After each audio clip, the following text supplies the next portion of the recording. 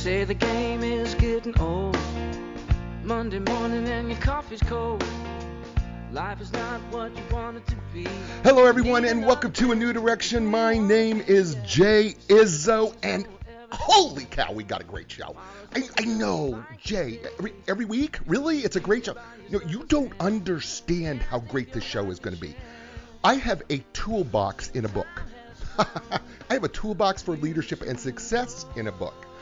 I have the author who has created the toolbox for leadership and success of this book right here on the show. Yeah, her name's Dr. Liz Bywater. Holy cow. You're about to be, blown away. I'm just telling you, the book is called Slow Down to Speed Up. That's the name of the book. It's called Slow Down to Speed Up. It is a fabulous book. Lead, succeed, and thrive. I am telling you, the book is an outstanding read. It digs deep, and it's got so many practical tools in it. You're going to love it. And by the way, you're going to love her because she's just this really cool person. And she's actually, just because she's got PhD at the end of her name, she's not like wired really. She's like fun and interesting, and she's really cool, and you're going to love her because she is that way. But hey, let's do what we do every week, right? What's that? Well, I check in with you, and thank you everybody for listening, by the way, on Castbox FM, Facebook Live, Castbox FM Live, and of course, the Oak 93.5 here in Raleigh, and iHeartRadio and iTunes and everywhere else. Thank you all for listening to the show. I am grateful. I can't explain to you how you've grown the show, but you really have. But let's do what we do every week. In case you're new to the show, what we do every week is I check in with you in the 4 areas of your life. And I believe that we are 4-part people. We are physical people, we are mental people, we are emotional people, and we are spiritual people. And I believe that we need to check in with ourselves on a regular basis on where we're at right now and then what we can do to change that. So let me tell you how it works. So we're going to start with the physical area. So on a scale of 1 to 10, 1 being miserable, 10 being outstanding, how do you think you're doing physically? 5 is kind of average, okay? So how do you think you're doing physically out there, right? You got a number? Do you have something that, right, got a number that maybe you say, I'm a 3, or maybe you go, hey, you know what, I'm great, I'm an 8. All right, awesome. So what makes you that number is the first question. And then the second number is, what can you do to get to the next number? Because I'm not trying to get you, if you're a 3, I'm not trying to get you to a 10 right now. I just want you to get to a 4. So what are the things that you need to do physically in order to get yourself better to that next stage, right? Whatever that number is for you. All right, so you got that? All right, perfect. So that's your first number. All right, so now your second number is the mental area. And what do I mean by mentally? Well, there's 2 sides of our brain. We have a left side and a right side, and yes, it's connected with this thing we call a corpus callosum, and that's way too geeky for most people. But the fact of the matter is, what we consume mentally kind of does affect us, and also it helps us grow in our knowledge. And the one thing that's beautiful about as we age, and I don't care how old you are and who you are listening to the show, you can always be learning. And so what are you learning? What are you consuming? And what are you doing to grow the right side of your brain, which is that creative, fun side, and that logical side, which is the left side of your brain?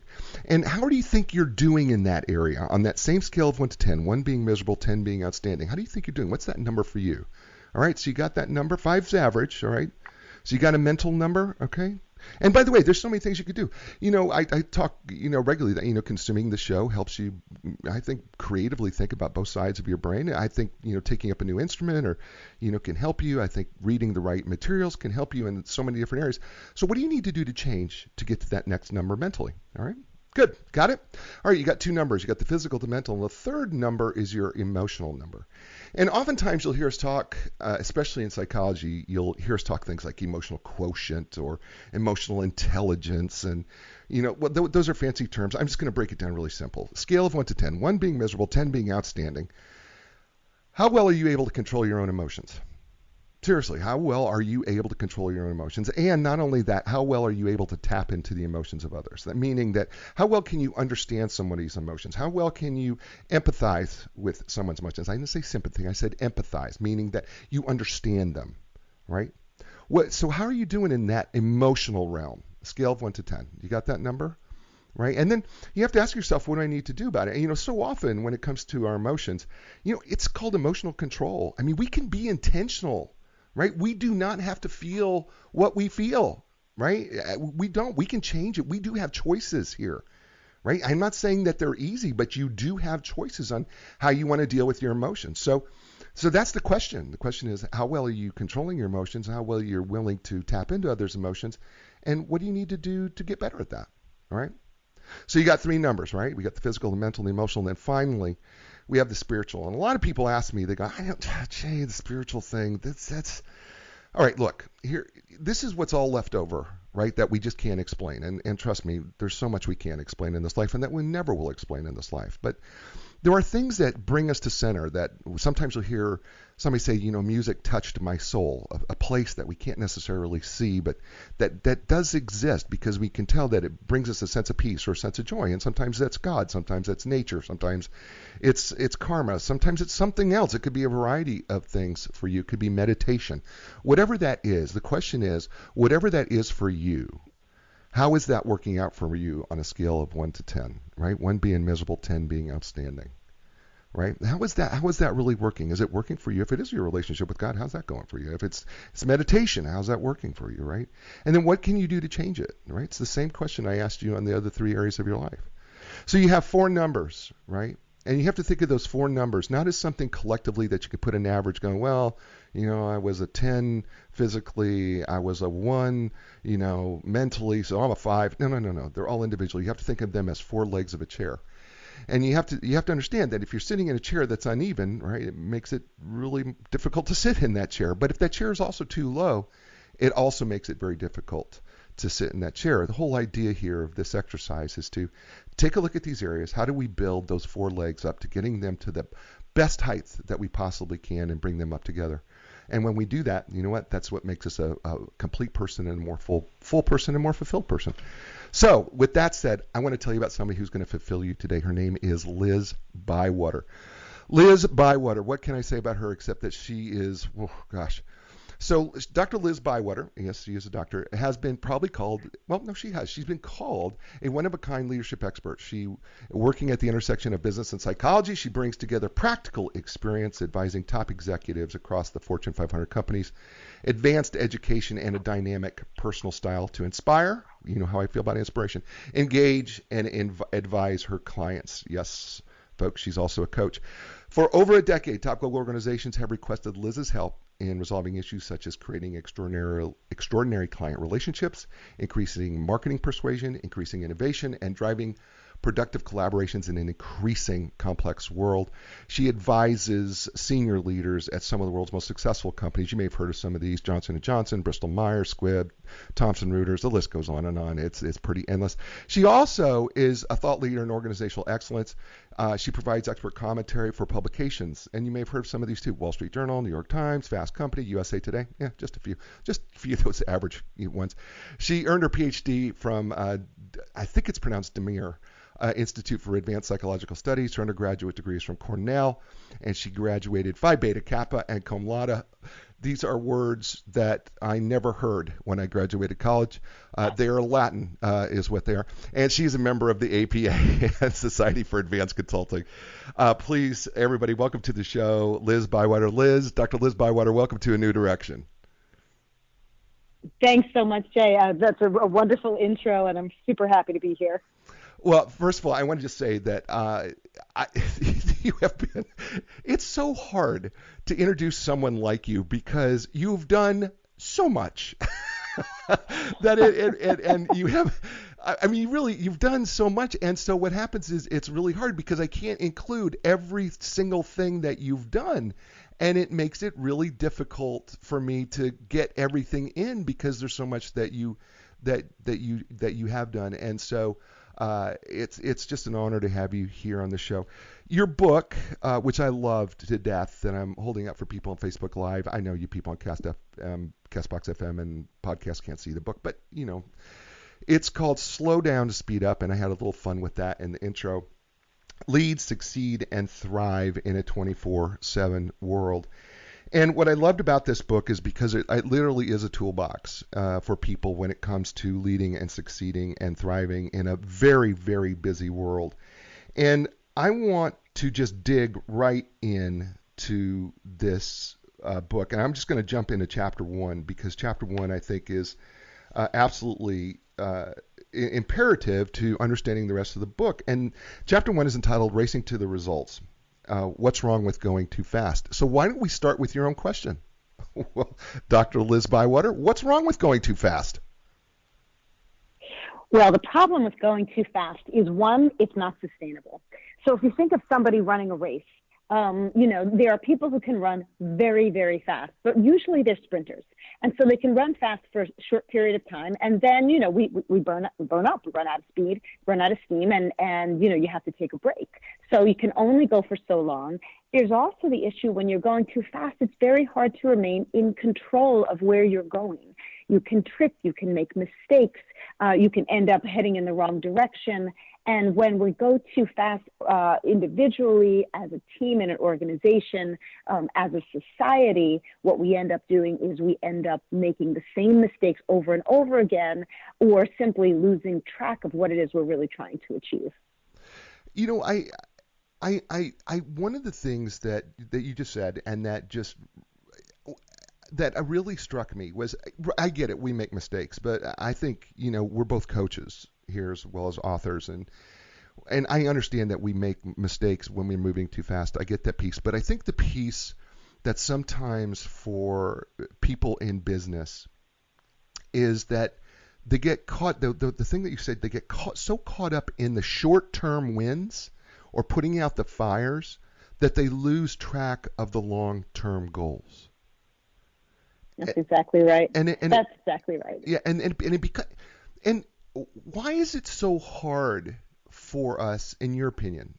I'm not going to hold you to this, or neither am I going to make you write a research paper on this. But why is it that it's so hard for us as business people to not see that? We're so caught up in putting out all these fires and working on the day-to-day that we lose sight of the bigger picture, the vision of the future. Why is that so hard? Well, I think there are at least three reasons, and maybe more, but the three that come to mind is, one, we're living under tremendous pressure. Businesses are under pressure to do well, to perform well, to hit the numbers. There's a lot of public scrutiny. There is scrutiny from investors and so forth. So there's a tremendous sense of pressure to move quickly, get results fast. So you have that.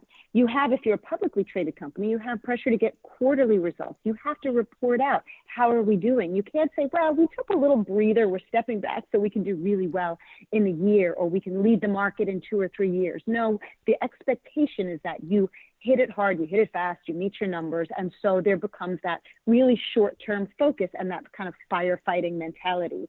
And I think the third thing is that we're all incredibly accessible all the time. People can reach us, with a phone call, although that's, not done quite as much as it used to be, because instead we instant message, we text, we send emails. There are a million ways that people can reach us. There's almost no respite from it, unless you create it, unless you shut your phone off, unless you create boundaries around your time. So you put all of these things together, and the focus really becomes on, how do I hit that milestone that's right in front of me? And sometimes you're so busy looking at that, you don't even look up to see what's up ahead.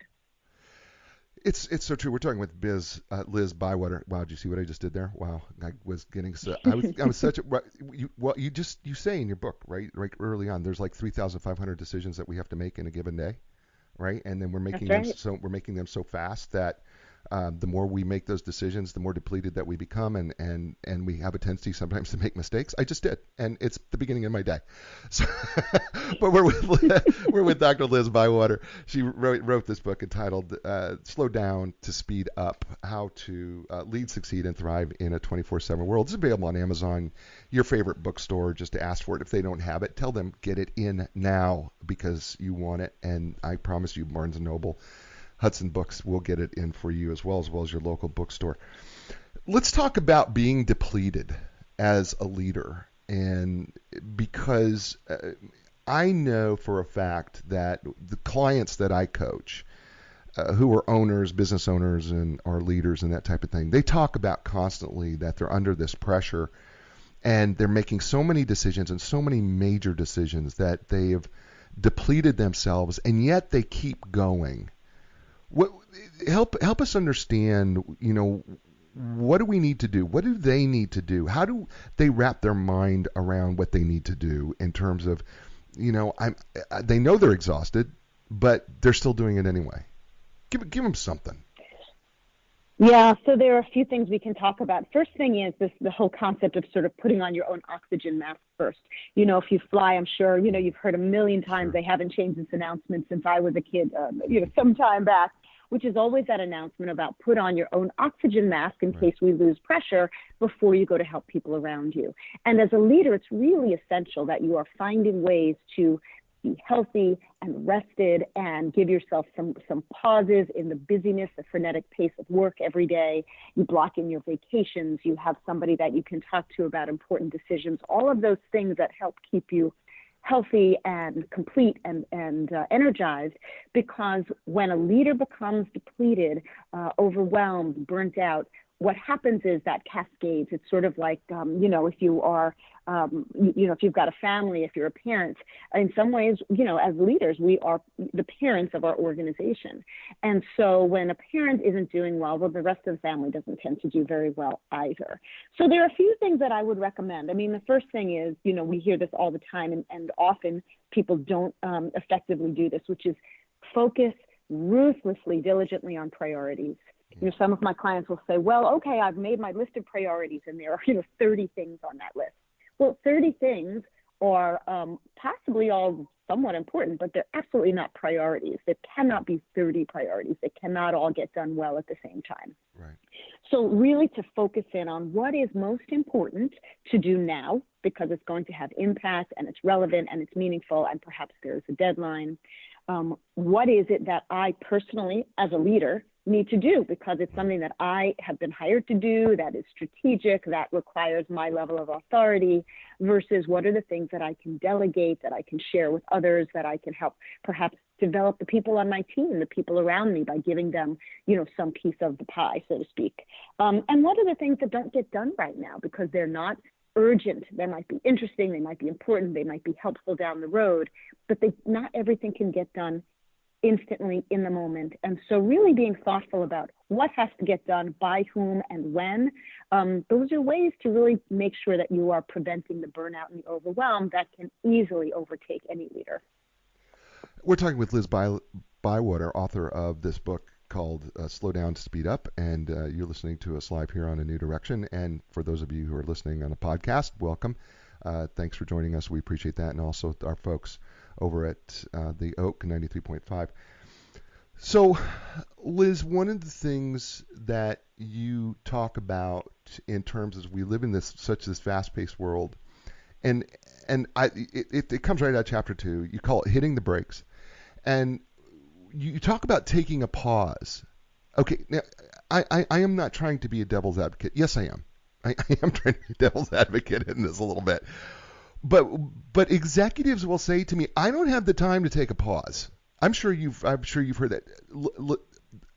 Liz, I'm sorry, Liz. Yeah. I don't have the time to pause. So how do you expect me to do that? So let me ask on behalf of all those people out there who are going, I don't have time to take a pause, Liz. What do you tell them?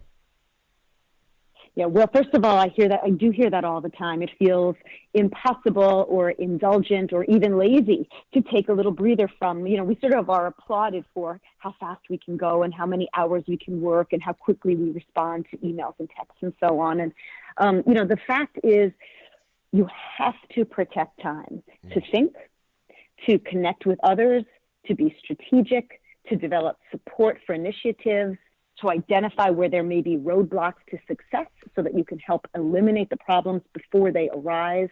And as we spoke about earlier, to remain energized and excited and creative and innovative in all of that. So one thing that I recommend to my executive clients is to take out your calendar, have your administrative assistant, if you have one, help you with this, but block out periods of time. It can be 15 minutes a day. It can be an hour, at the end of the week. It can be a day with your team once a quarter. But time where you are stepping out of what I call the busyness of running a business, where you are thinking, you are strategizing, you are collaborating, you are allowing new ideas to come to the surface. You have to consider this essential because it really is. It's the only way that a business can, and actually as an individual leader, as a career person, that you can continue to grow and learn and be successful. It's just foundational. And it's also counterintuitive. And before we get to that, let me just do this real quick, because the counterintuitiveness that and I think Dr. Bywater, Liz, I'm going back and forth, okay, people, but we're gonna but we're gonna talk about the paradox, because there is a paradoxical process here that's not going to make sense. But before I do that, you know what? I just need to say thank you to our sponsors. And of course, the one that we always have to say thank you to is Inline Business Brokers and Advisors. Listen, they partner with business owners when it's time to sell their business. They are internationally known. They are the experts when it comes to confidentiality and selling your business. It's part of the registered trademark. And so when it's time to sell your business, why not contact the professionals at Inline Business Brokers and Advisors? You can learn more by going online to inline.com. That's ENLIGN.com. And also, Linda Craft and Team Realtors. No matter where you're at in the world, Linda Craft and her team can help you find the right professional to help you sell your home or buy your next home. Or if you happen to be into the Research Triangle Park area, why not stop in at 7300 Six Forks Road and find out why they are known for their legendary customer service. And you can learn more about Linda Craft and her team by going to lindacraft.com. That's LINDACRAFT.com. And we are back with Dr. Liz Bywater and her awesome book entitled Slow Down to Speed Up, Lead, Succeed, and Thrive in a 24/7 World. Who doesn't want to lead and succeed and thrive in a 24/7 world? It's so busy. And Dr. Liz Bywater is with us. And by the way, this book is available Amazon, Barnes & Noble, your favorite bookstore. If they don't have it, tell them to get it in. And as a matter of fact, you may want to say, why don't you have it? It's that good. You should have several copies on hand, and you should be telling people to buy it. That's what you should be doing. But she's joining us right now. She's smiling. I can hear it. So I'm having some fun with this. I am. You can hear that right across the phone. It's true. I can. I heard you smile. Believe it or not, over there. Let's do it. So one of the things we talk about before we left is we talked about how it's kind of a paradox and it's a little counterintuitive that you actually have to put on the brakes, that you actually kind of have to stop, right? Because as busy business people and as busy business leaders and as busy business owners, and by the way, it's much more difficult to say when there's so many B's, but it is counterintuitive to stop and take a pause in order to be actually more effective. Why? It definitely is. Why is that? But why is? I mean, it makes sense to me. But why is it so counterintuitive to the executive or the business leader? Why is it so? Why is that such a? I mean, I think they hear it, but I don't think they can agree with it. Why is that such a hard place for them to jump to? Well, I think sometimes this comes down to not always having a team in place that a leader feels confident delegating to. So that's not always the case, but I have a lot of leaders that I work with, C-suite executives, where the perception, sometimes it's accurate, sometimes it's not, is that if they're not taking care of the work personally, it won't get done fast enough, it won't get done well enough.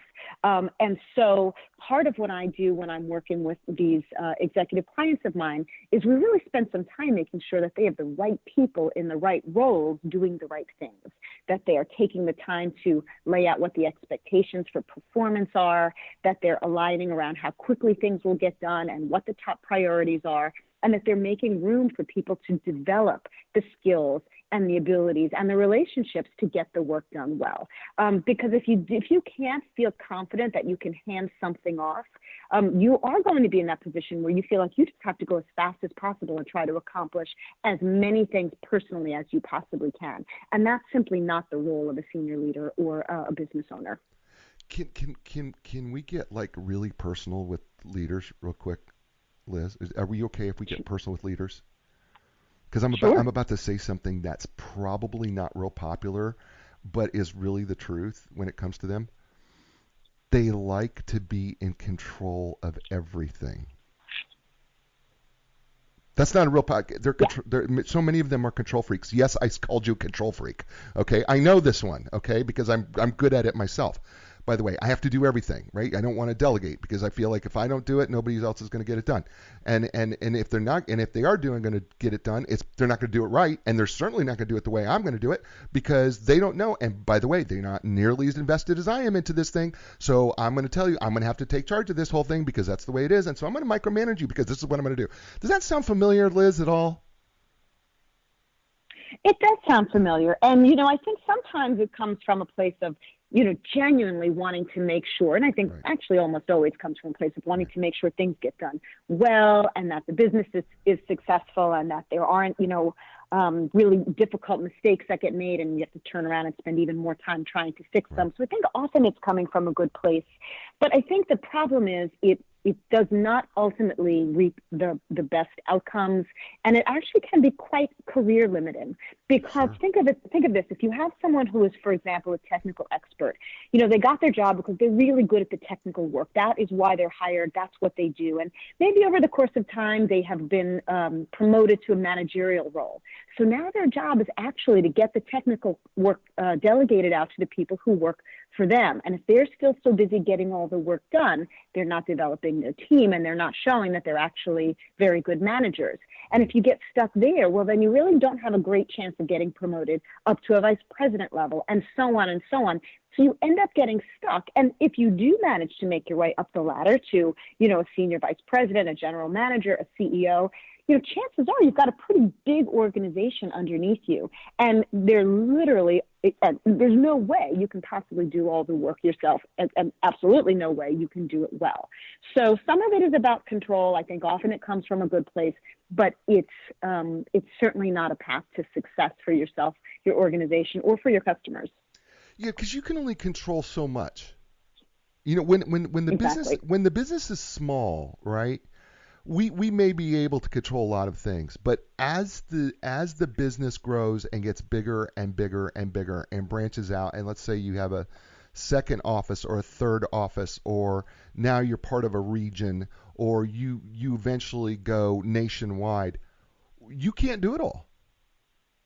And this is where I think one of the greatest points that you make here is you're then limited, because if you want to do all this yourself, you're then limited at one size because you'll never be able to grow. You will never. That's exactly right. And by the way, you you use a phrase in some of your examples here about you have to let go, letting go, which, by the way, is again, that's one of those really hard things for leaders to do, I think, and also, but it's necessary for greater success. It's one of those, it is paradoxical in so many ways, isn't it? I have to let go to become more successful and to be a better leader. It really is kind of crazy, and that's what your book kind of does throughout this. It's like one paradox after another going, no, you want to speed up, you got to slow down. you want to grow, you got to let go. I think that's the beauty about this book, is that the reality is so much of this is paradoxical, isn't it? Well, it is. And yet, once you start implementing some of these strategies, it starts to become very automatic, because you start to see that it leads to more success. It's interesting. I've had organizations where I maybe started working with the senior executive, and then from there we branched off into working with the executive team, and then they would bring the slow down to speed up tools and so forth to their parts of the organization. So what I like to think of is that although it's paradoxical, once you start adopting and sharing, and it becomes part of the organizational fabric, is you're creating a culture of slowing down to speed up. Everyone's got kind of the same terminology that they can reflect upon, and there becomes mutual agreement that it actually makes sense to take some pauses in the frenetic pace, to really be clear on what direction do we want to take next, and who needs to do what when in order to be most effective, and what are the things we have to let go of. There are a lot of companies and departments within companies where there are initiatives that are ongoing or pieces of work that are continued because, well, that's the way we've always done it, or that was successful when we did it in the past, but it's not successful anymore, and people are really spinning their wheels, and they're just too overwhelmed with work to do the stuff that's most important today and leading into the future.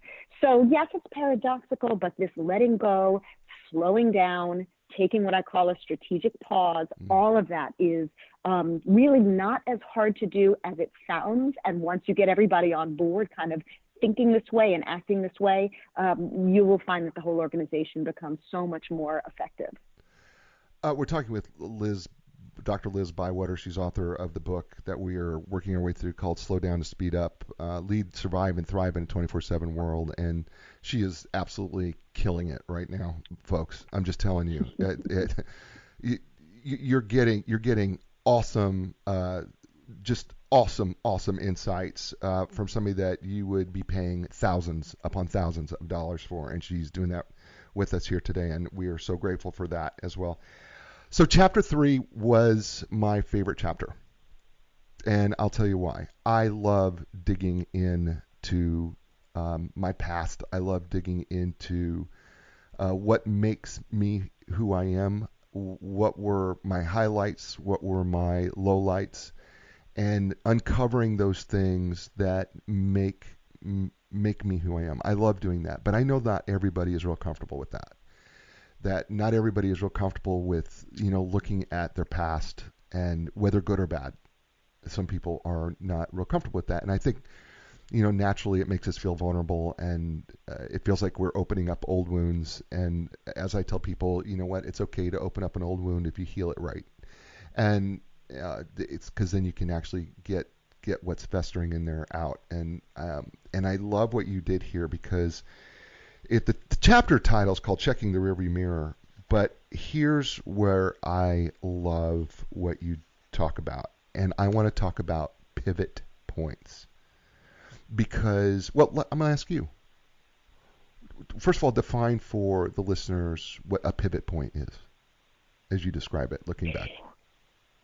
Yeah, the way I think about a pivot point is, what are the kind of essential or formative moments in one's life, personal life, career history, educational life, that have had deep and meaningful impact on who we are and how we go through the world today. So they could be successes, awards, achievements, recognitions, things that you feel really good and positive about, that have helped inform and advise what kind of leader you are, what career you've chosen, what kind of a family member you are, and so on. And then there are what I call pivotal regrets. And although regret is kind of a loose term here, it could be pivotal disappointments, pivotal failures, pivotal obstacles. But these are kind of the negative experiences in life that have, again, informed who we are today. Sometimes they are the things that are holding us back because they have affected our career path or our confidence level or what we aim for, what we think we can achieve. And sometimes they're the things that have propelled us forward because we have in some way aspired to overcome adversity and achieve something greater. So the pivot points are these pivotal moments in life. Some feel very positive, some don't feel so positive, but they're all very important, and the stepping back to reflect on them can be an essential part of creating your path forward. Yeah, I think we kind of bypass sometimes these different points in our life that are really significant. I mean, I love going back into my childhood because there's these points where I go, that was actually kind of a pivotal thing. I one of the things, and I don't mean just the successes. I mean, and we'll talk about, your success, your pivotal successes, but in terms of pivot points, and separate that from, maybe the more pivotal, regrets. But one of the things that I think is just so helpful is to take a look and go, what are some of the moments that first come to light about that really sparked me, as a kid? Because I think you said this in your book, and I think you mentioned it, is that quite often the things that sparked us as a kid kind of carry with us as a child, actually kind of carry with us through the rest of our life, and they still spark us. We may have not remembered them, and we may not and I'm of course I'm paraphrasing you greatly, but they have an impact on us on some level, and those impacts should not be overlooked, because sometimes we get caught up into doing something in our life that really does not align up with the pivot points in our life. Is that true? Oh, yeah, absolutely. I mean, for every single one of us, there are events, relationships, experiences throughout our childhoods and through adulthood that have impact on decisions that we make, the people that we opt to spend our lives with, the careers that we choose, the way we lead an organization, and so on. And ideally, we have some conscious knowledge of these things. It doesn't mean that we sit around each day and sort of self-reflect and talk to others about ourselves all the time, because then we sort of become sort of self-involved and you get stuck in it. Right. But to spend some time saying, how did my family constellation and my relationships with my parents or my most important teachers or somebody, at my church or synagogue or in my neighborhood, how did those relationships, how did those experiences impact my level of confidence, my capabilities, my drive, the way I respond to other people and to challenges? The more you get it, the more control you have over it, rather than us kind of having knee-jerk reactions to what comes our way. Why is it so important for us to really look at those pivot points in our life? Why is it so critical? Because, I mean, it is crucial. I found it crucial, but I'd like to hear from you why you see it so crucial. Well, it's interesting, Jay, as you mentioned, my background is as a psychologist. I'm a clinical psychologist by training. And, what goes on in our unconscious mind, the part that we are not aware of on a day-to-day basis, is often the stuff of childhood, is often the stuff of our history. And when we don't bring that up into our conscious awareness, where we can actually look at it and work with it as the adults we are today, sometimes we end up responding as the people we were when we were much younger and didn't actually have much control in the world.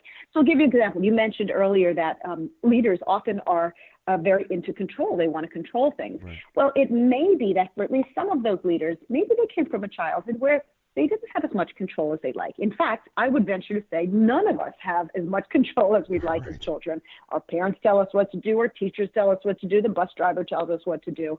And so by becoming more aware of what your triggers are and who you were and who you are today, the more conscious control you can exercise in your decision-making, your leadership style, your business, your personal life, and all of that. Love that. We're with Dr. Liz Bywater, author of the book Slow Down to Speed Up and Lead, Succeed, and Thrive in a 24/7 world. And she's been so gracious to be spending some time with us today and talking through the book. And we're talking about pivot points. And there's two, beyond our pivot points that are significant things in our life, you talk about pivotal successes and pivotal regrets. What's an example of pivotal success, and why should we be looking at those? Well, so let me take it for a moment into the realm of an organization or a team. Often I will work with teams that either are working through a new challenge, or perhaps there's a new leader or a new constellation of the management team. And to take some time to understand as a department, what were the pivotal moments that brought the team to where they were today? What were the things that went especially well? Those pivotal successes are really important to spend some time on. One, because we're always going so fast. Often we can be successful, but nobody takes a minute to say, wow, that was great. We really hit it out of the park. Let's take a moment and celebrate success. It helps you feel good. It increases motivation. It inspires others to kind of reach that same level of success. And also you can better replicate it. Well, we did this, this, and this. I think we can apply this to this new initiative or project or this new phase. So to take the time to reflect on what's already gone well is very important. It's not self-indulgent. It's not self-aggrandizing. It is a part of what leads to additional motivation and further and future success. Wow. You make it sound like you've maybe written something about this once or twice, or if you've actually done this before. Just a couple of things. Yeah, Yes. just a couple of times you sound like, oh yeah, well actually she's talked about this before. This is not an unusual question. I haven't hit that question yet. There's usually one time in during the show where I will hit a question where you go, I've never had anybody ask me that before, and I haven't hit it yet, but I'm digging. I promise you, I'm digging. Okay, thanks. I'm waiting for it. Okay. That's awesome. We're talking with Dr. Liz Bywater. Slow down to speed up. Be right back after we talk about this. Since the very beginning of the show, Inline Business Brokers and Advisors has been our sponsor, and we are grateful for them and thankful for them for doing that. And let me tell you what Inline is. They represent profitable, privately held companies with gross annual revenues in excess of $1 million. Inline delivers the highest market value in the shortest amount of time with complete confidentiality. That is their registered trademark. They are literally internationally known when it comes to business brokerage. So start there, right? And you can learn more by going to inline.com. That's www.enlign.com. And we thank them. And of course, Linda Craft and Team Realtors. No matter where you're at in the world, they can help you find the right expert when it comes to residential real estate to help you sell your home or buy your home. They are known for being the legends of customer service. They've been doing it for over 35 years. Legendary customer service. There's a reason why they're in this industry for that long, successfully helping people sell their home or find their next home. You need to find out why. And you can do that by going to lindacraft.com. That's LINDACRAFT.com. And we thank them for their sponsorship of Liz Bywater and, of course, A New Direction. And we're back here on A New Direction with Dr. Liz Bywater and her book, Slow Down to Speed Up. We talked about pivotal successes when we last chatted, but let's talk about pivotal regrets, because this one's a little more difficult for people to talk about, is our pivotal regrets. What are they, and why do we need to talk about them? Pivotal regrets are the things that have happened in life, whether we ourselves created it because we made a decision, we chose a direction, or because they happened to us. So I'll give you an example. Sometimes when I'm working with teams and we're having these sort of pivot points or accelerating success conversations, maybe we'll go offsite for a day or two and we'll really dive into some of this stuff. People will share things that have occurred in their life that have really driven who they are today. So for instance, I had clients who are very senior level executives who were never good enough as a child. So the pivotal regret is that they could never please a parent, no matter how well they did in athletics, no matter how top of the class they were, no matter what they achieved, it wasn't enough. And so this becomes really important because it's a double-edged sword. In some ways, it has driven them to the incredible levels of success they've achieved, and it's been a motivator. And in some ways, perhaps it's made them a really difficult boss where nobody can ever do anything that is effective or successful enough. And people maybe don't stick around very long because they never really feel recognized for what they bring to the table.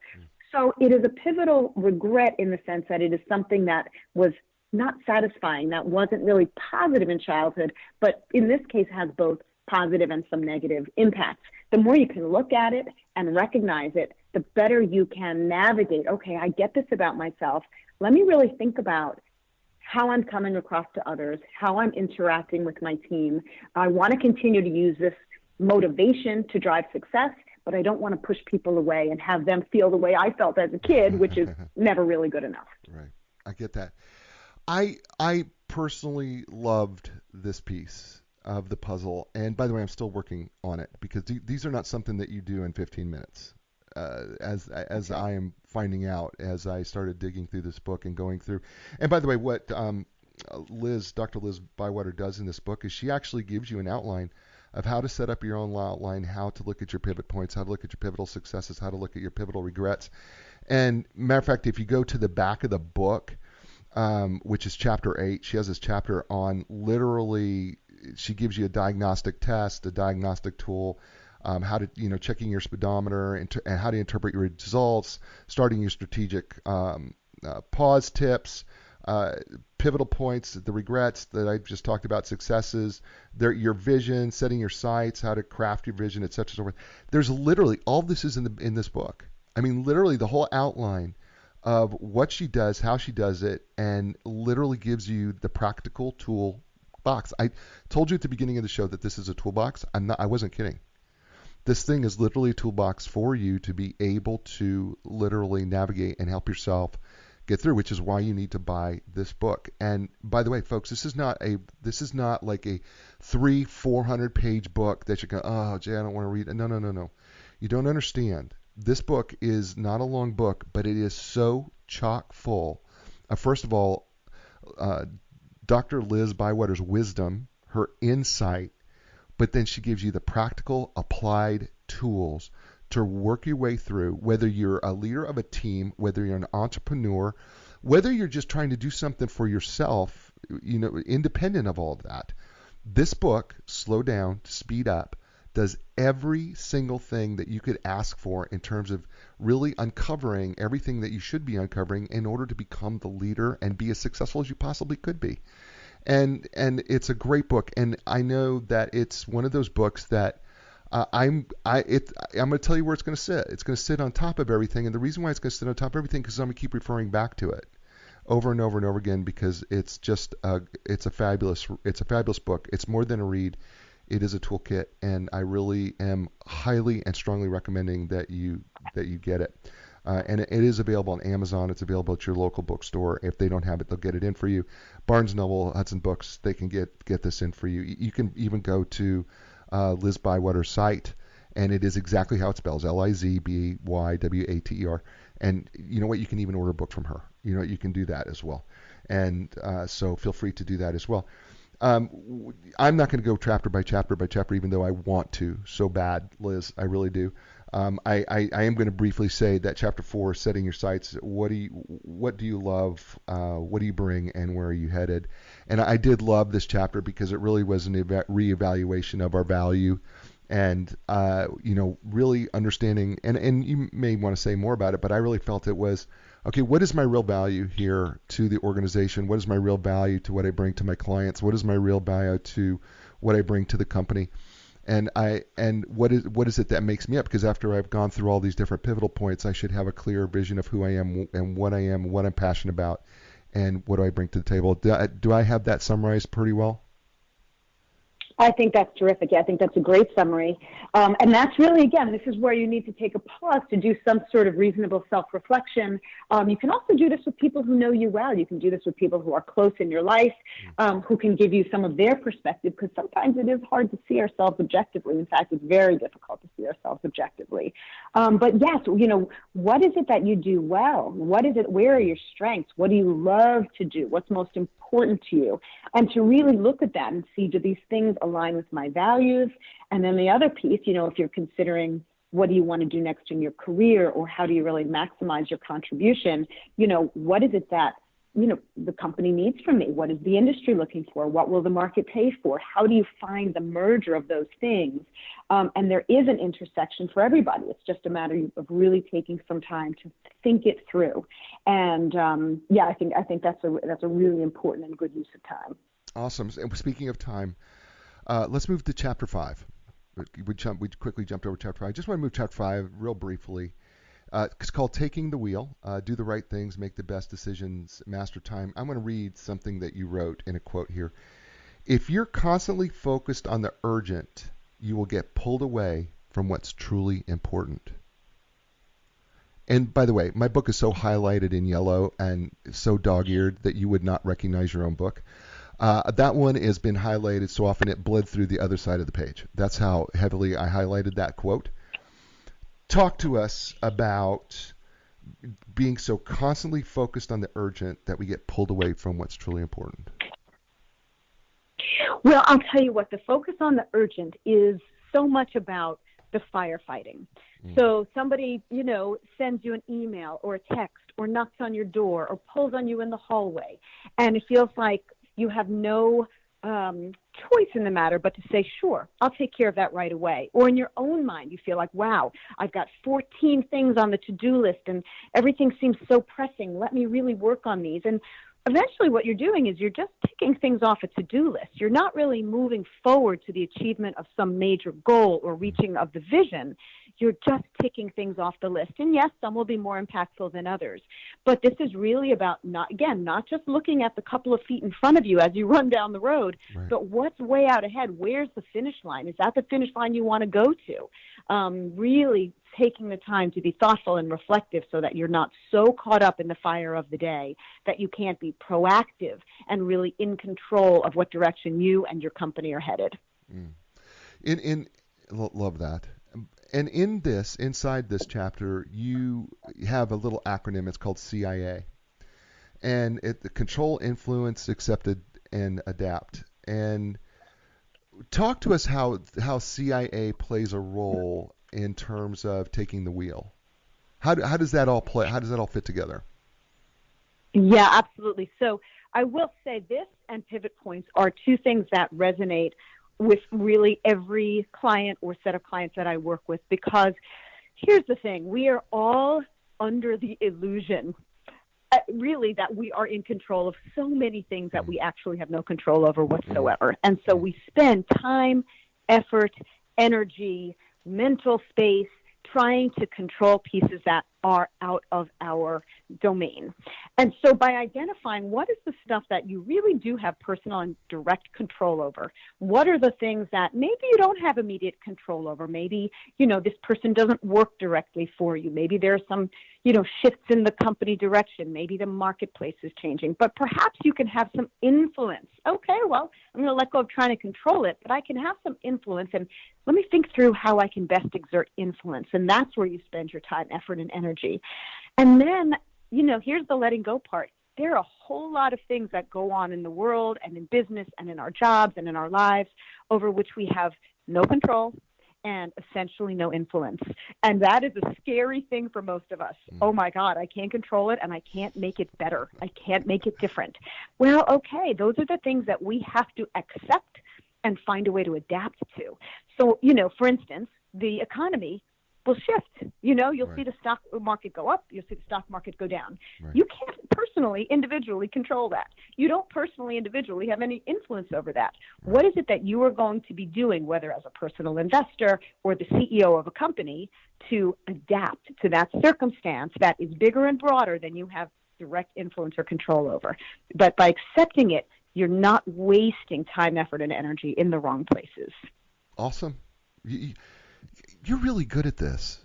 Seriously, you're really good at being able to answer my questions in such a succinct and brilliant way. You're so good. I feel like I need to be on a couch, and I want to confess things to you all of a sudden. So I got it. See, there's the laughter.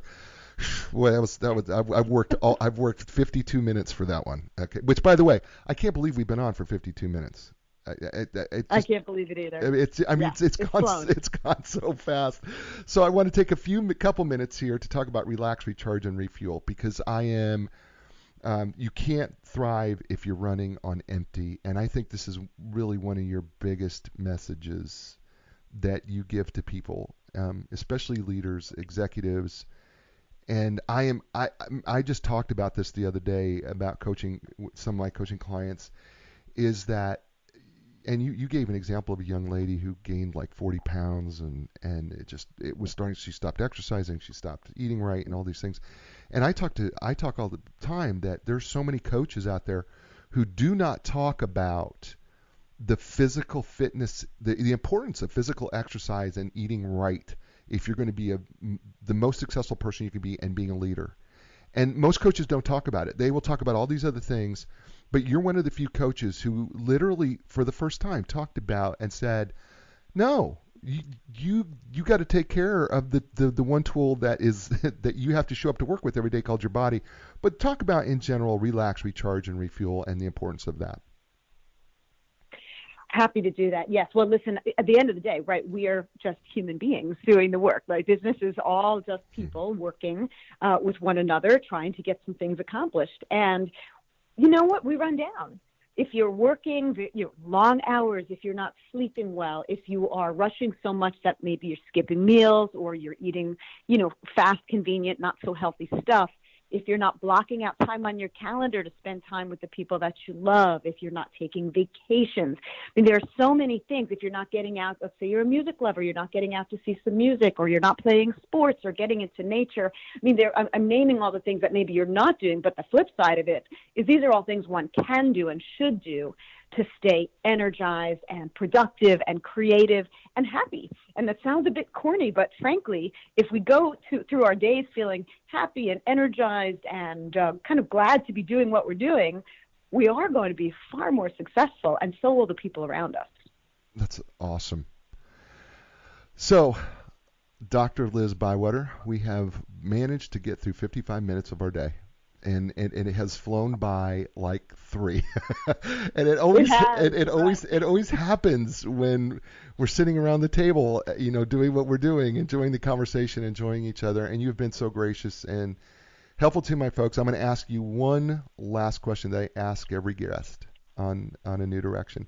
The show is called A New Direction because we try to help people find a new direction in their life or their career or their business, and sometimes all 3.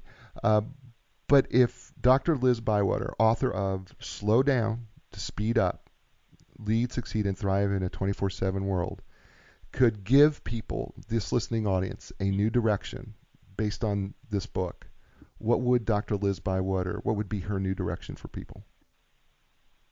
Oh, my new direction for people would be to slow it down. Stop feeling like you have to race to the finish line. Get the most out of every day, and don't feel like it's a luxury or an indulgence to take a step back, think things through, recharge yourself, connect with other people, enjoy the work, and it will actually make you more successful, not less. Her name's Liz Bywater. The book's entitled Slow Down to Speed Up, Lead, Succeed, and Thrive in a 24/7 World. You should be buying that right now. I'm serious. You need to just go to Amazon, Barnes & Noble, or whatever. Just buy the book because it's gonna be. You heard her. I mean, if you can imagine how life-changing. I mean, you heard her. She's life-changing, and the book is life-changing as well. And I promise you that because it's just been so good for me. And I love practical applied books, and that's what this is.